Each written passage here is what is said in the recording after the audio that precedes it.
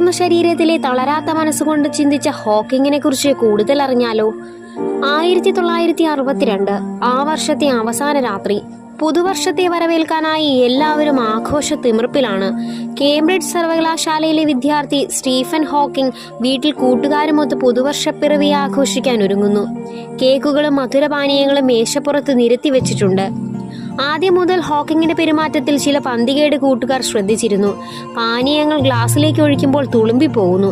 കൈകൾക്ക് അസാധാരണമായ വിറയൽ. രാത്രി വളരെ വൈകി ആഘോഷം തുടരുകയാണ്. പെട്ടെന്ന് ഹോക്കിംഗ് തലകറങ്ങി താഴെ വീണു.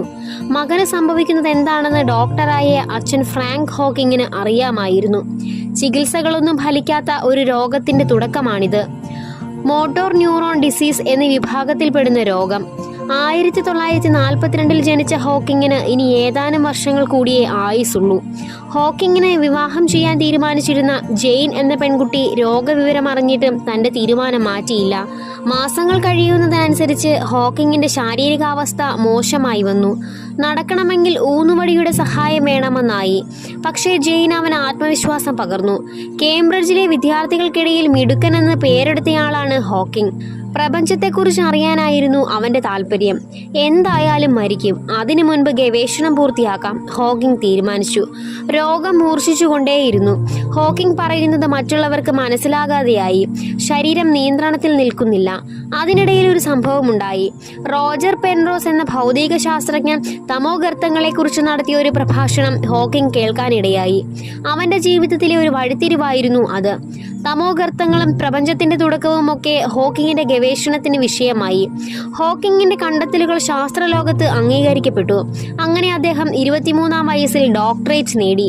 ഹോക്കിങ്ങും ജെയിനും വിവാഹിതരായി. എത്ര കാലം ഹോക്കിംഗ് ജീവിച്ചിരിക്കുമെന്ന് ആർക്കും അപ്പോൾ ഉറപ്പില്ലായിരുന്നു. പല യൂണിവേഴ്സിറ്റികളിലും സെമിനാറുകളിലും ഹോക്കിംഗ് പ്രബന്ധങ്ങൾ അവതരിപ്പിച്ചു.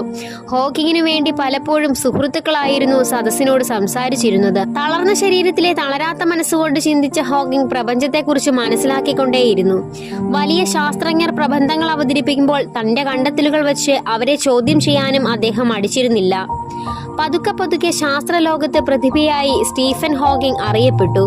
പ്രപഞ്ചത്തെ കൂടുതൽ ആഴത്തിൽ പഠിക്കാൻ അത് അദ്ദേഹത്തിന് കരുത്തേകി. കേംബ്രിഡ്ജിൽ പ്രൊഫസറായി ഹോക്കിങ്ങിന് ജോലി കിട്ടി. പ്രത്യേകം ഡിസൈൻ ചെയ്ത കാറിലാണ് അദ്ദേഹം ജോലിക്കെത്തിയത്. അതിനിടെ ഒരു ഓപ്പറേഷൻ വേണ്ടി വന്നു. അതോടെ ഹോക്കിങ്ങിന് ശബ്ദം നഷ്ടപ്പെട്ടു.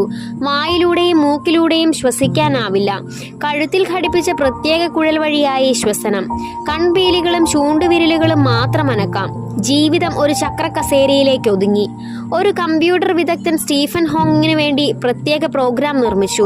ഇതിന്റെ സഹായത്തോടെ സ്ക്രീനിൽ തെളിയുന്ന വാക്കുകൾ തൊട്ടുകൊണ്ട് ഹോക്കിങ്ങിന് പറയാനുള്ള കാര്യം മറ്റുള്ളവരെ അറിയിക്കാം.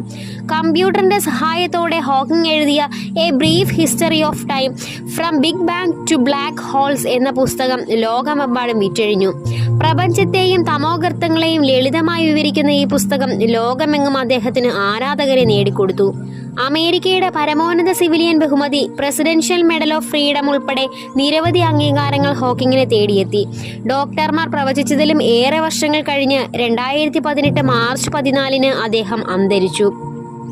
ഇതുപോലുള്ള പുതിയ വീഡിയോകൾക്കായി നമ്മുടെ ചാനൽ സബ്സ്ക്രൈബ് ചെയ്യണേ.